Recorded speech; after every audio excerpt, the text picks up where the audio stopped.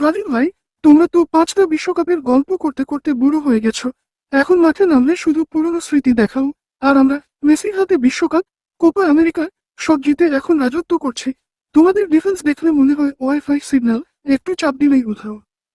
ভাই, ক্যালেন্ডারটা একটু আপডেট করো। এখন 2026, আমরা বিশ্বকাপ জিতেছি, কোপা আমেরিকা জিতেছি, আর তোমরা শুধু পুরনো ট্রফি গুনছো। Trophy Argentina.